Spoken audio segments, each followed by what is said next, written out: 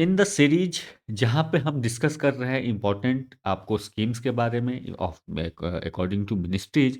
वहाँ पे जो नेक्स्ट मिनिस्ट्री मैं आपके लिए लेके आया हूँ वो है ministry of agriculture and farmers welfare. तो यहाँ पे again ministry of agriculture and farmer welfare के जो इम्पोर्टेंट स्कीम्स हैं उनको हम यहाँ पे समझने का प्रयास करेंगे और एग्जाम पर्सपेक्टिव से इसमें क्या क्या चीज़ें इंपॉर्टेंट है। एक जो सबसे फेमस स्कीम जो है यहाँ पे दैट इज़ पीएम किसान, और जिसका फुल फॉर्म है प्रधानमंत्री किसान सम्मान निधि।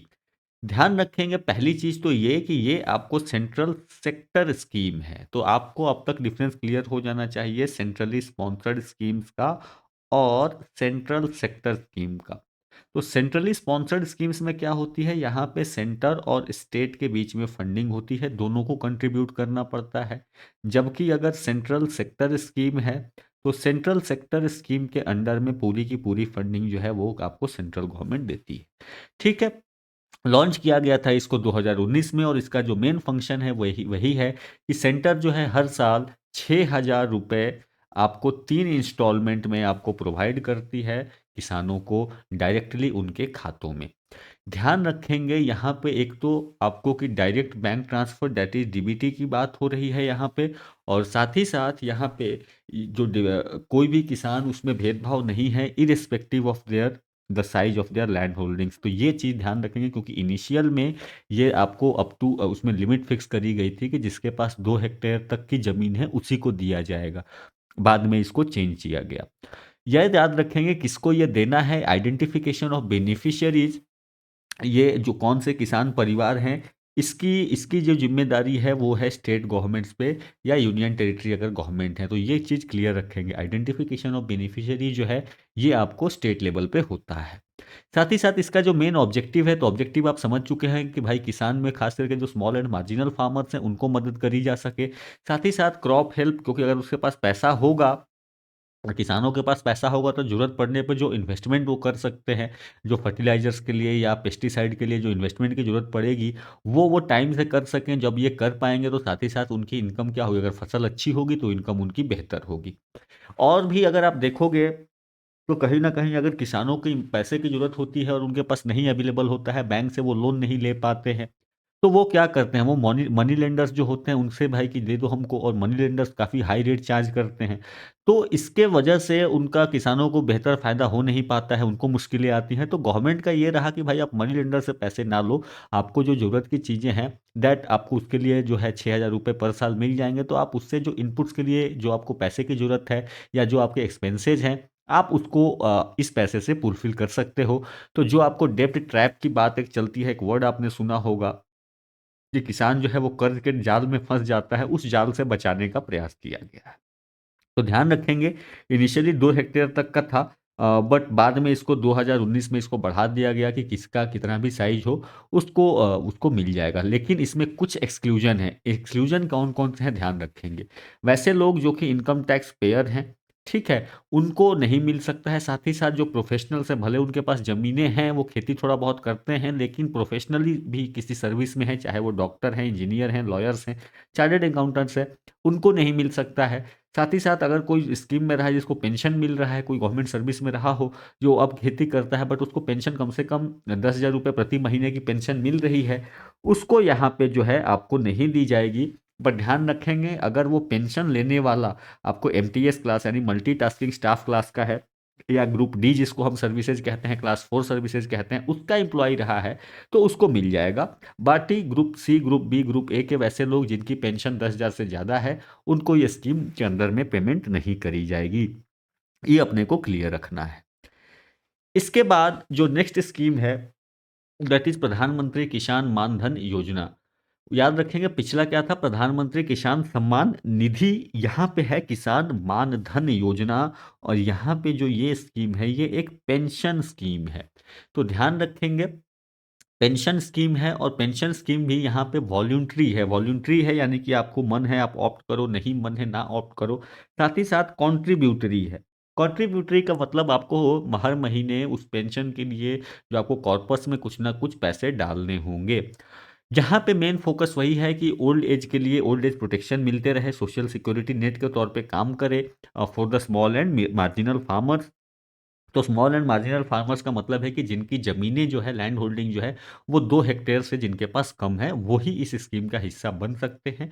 और यहाँ पे बात है कि मिनिमम फिक्स पेंशन जो है इनको 3000 रुपए पर महीने आपको मिलेगी जब आप 60 साल के हो जाएँगे, ठीक है? तो ये कहीं न कहीं old age security protection protection आपको प्रोवाइड करने की बात करती है।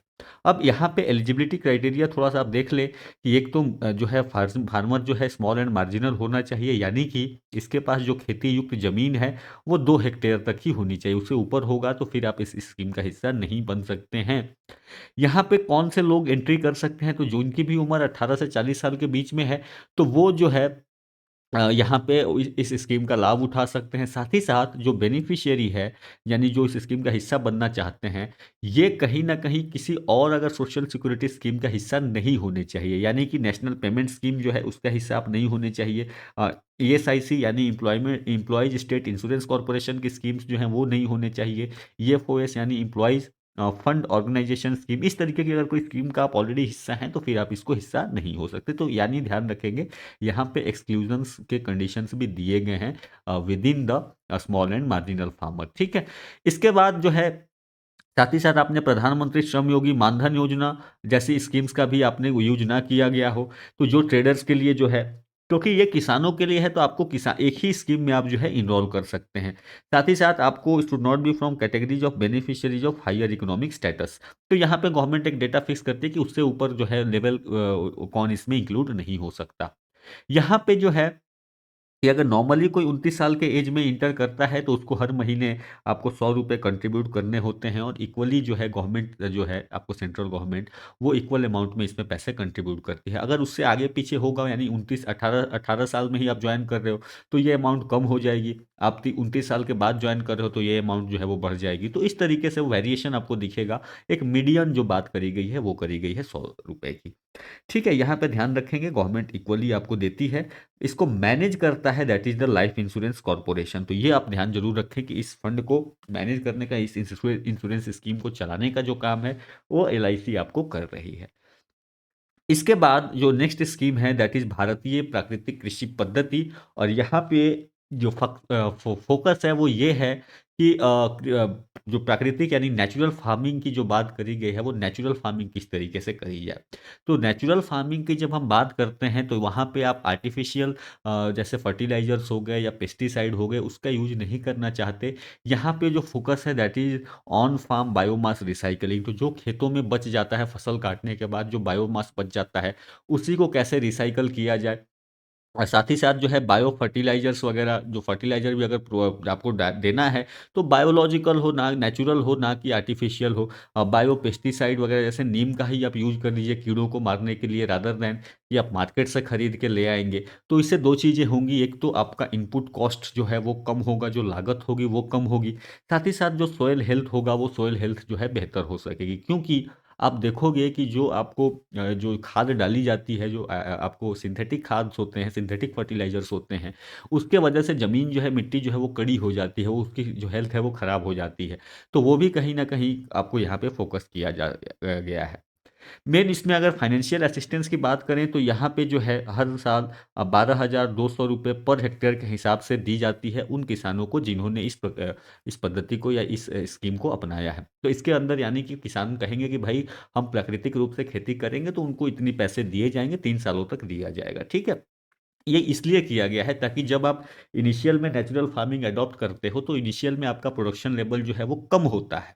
तो जब प्रोडक्शन लेवल कम होता है तो कोई भी किसान उसको अपनाएगा नहीं, तो नहीं अपनाएगा तो फिर हम जो है इसी तरीके से जो हमारा फोकस है कि हम परंपरागत जो कृषि है उसको कराएं या नेचुरल फार्मिंग जो है उसको डेवलप कराएं। तो इसलिए यहाँ पे ये जो है इनिशियल सपोर्ट आपको दिया गया है ताकि इसके वजह से भी जो है किसान जो है इसको अडॉप्ट कर सके। एलिजिबिलिटी की बात करें तो ओपन टू ऑल फार्मर्स, जो भी इसको करना चाहते हैं उनके लिए आपको ये ओपन है। स्पेसिफिक क्राइटेरिया कुछ मेंशन है बट उतने डिटेल में नहीं जाना है। ध्यान रखेंगे it is implemented through cluster based approach, यानी कि क्लस्टर यानी इस रीजन में अगर चलो किसान एग्री हो गए कि ठीक है इस रीजन में 50 किसान जो हैं एग्री हैं कि हम करना चाहते हैं, तो इन 50 को जो है ये इस तरीके से तो क्लस्टर में, ये हर जगह अवेलेबल नहीं है, क्लस्टर के बेसिस पे वहाँ पे कम से कम एक मिनिमम नंबर जो लोग हैं वो होने चाहिए। आप समझो कि अगर मिनिमम नंबर नहीं होंगे तो कहीं एक खेत आपका छोटा सा प्लॉट है आप उसमें करोगे तो फिर इसका जो हम चाहते हैं बेहतर होना वो हो नहीं पाएगा। तो इसीलिए क्लस्टर बेस्ड अप्रोच है, ये ध्यान रखेंगे।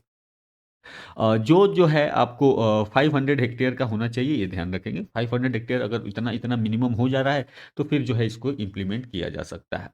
बेनिफिट्स जो है आप ध्यान रखेंगे कि सस्टेनेबल एग्रीकल्चर की जो प्रैक्टिसेज हैं हम उसको इन्वायरमेंट फ्रेंडली तरीके से कर सकें, इनपुट कॉस्ट को रिड्यूस किया जा सके, फार्म प्रॉफिटेबिलिटी को बढ़ाया जा सके, सॉयल हेल्थ को बढ़ाया जा सके, क्रॉप प्रोडक्टिविटी बढ़े। तो ये कहीं ना कहीं जो है फोकस है केमिकल फ्री फार्मिंग की तरफ जो हम बात कर रहे हैं पूरी दुनिया में, तो उसको हम अपने यहाँ से शुरू करें, ये इसका मेन पर्पस रहेगा। इसके अलावा जो है आपको एक स्कीम और देखिए इंपॉर्टेंट है, दैट इज द प्रणाम स्कीम। अब यहाँ पे प्रणाम स्कीम आपको अगर इसका फुल फॉर्म याद रखें, प्रमोशन ऑफ अल्टरनेट न्यूट्रिएंट्स। तो अब आप अल्टरनेट न्यूट्रिएंट्स जैसे ही पढ़ेंगे तो आपको क्लियर हो जाएगा कि इस स्कीम का मतलब क्या है, ठीक है।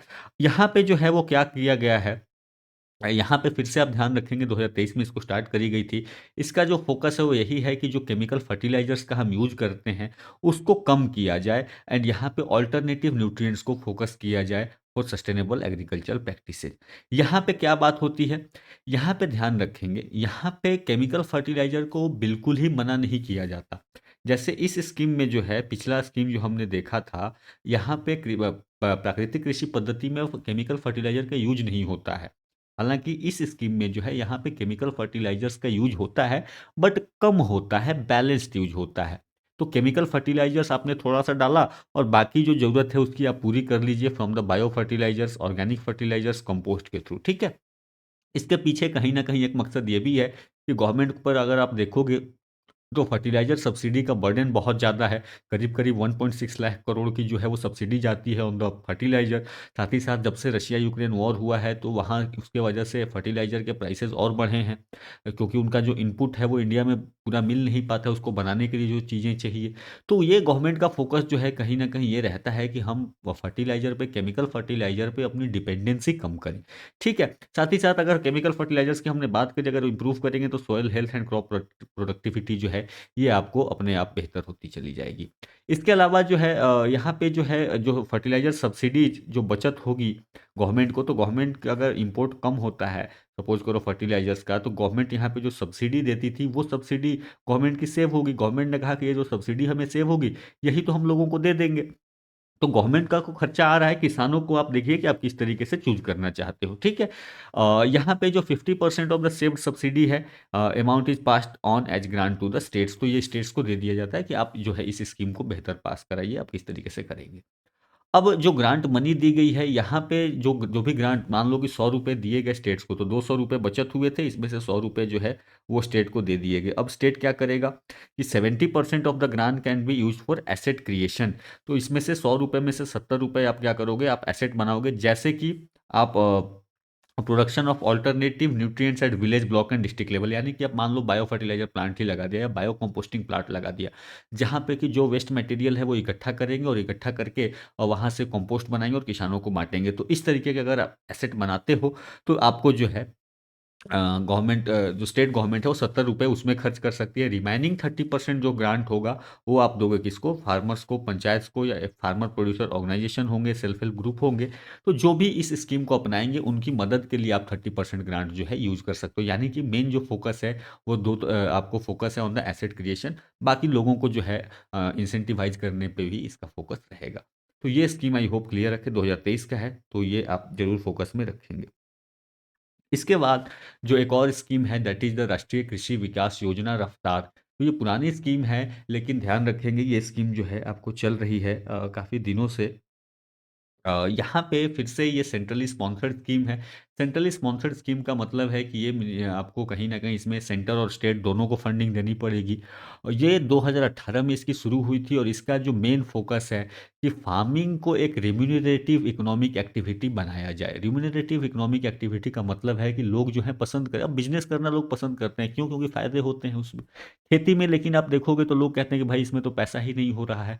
खास करके आप कुछ स्टेट्स को छोड़ दें जहाँ पे ग्रीन रेवोल्यूशन बेल्ट के लोग रहे, तो गवर्नमेंट का फोकस है कि खेती को इस तरीके से बनाया जाए कि किसानों को फायदा हो, और फायदा होगा एज ए इकोनॉमिक एक्टिविटी देखें। ऐसा नहीं कि जब कुछ नहीं है तो खेती कर रहे हैं, नहीं। इनका फोकस होना चाहिए कि नहीं, यहाँ से ये मेरी एक इकोनॉमिक एक्टिविटी है, यहाँ से मुझे फायदा होता है। और इसको करने के लिए आपको क्या करना होगा कि जो दिक्कतें हैं उसको आप दूर करिए। जैसे कि फार्मर्स की जो इनपुट होती है उसको चेंज कराइए, उसको उसका जो एफर्ट लगता है उसको बदलाव कीजिए। रिस्क मिटिगेशन की फसल खराब होती है बिकॉज़ ऑफ ड्राउट्स, फ्लड्स या जो भी चीज़ें होती हैं उसको ख़त्म कीजिए। साथ ही साथ promoting the agri business entrepreneurship.